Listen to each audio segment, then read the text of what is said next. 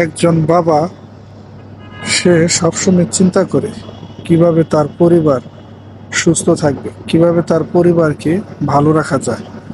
তাই সে দিনরাত পরিশ্রম করার চেষ্টা করে এবং কি কখনো সে নিজের কথা চিন্তা করে না, শুধু চিন্তা করে আমার পরিবারের সন্তানরা কিভাবে ভালো থাকবে।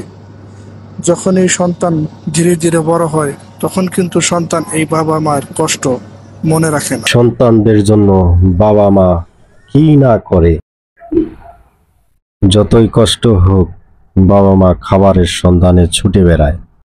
সেই সন্তানগুলো বড় হয়ে বাবা মাকে ফেলে চলে যায়।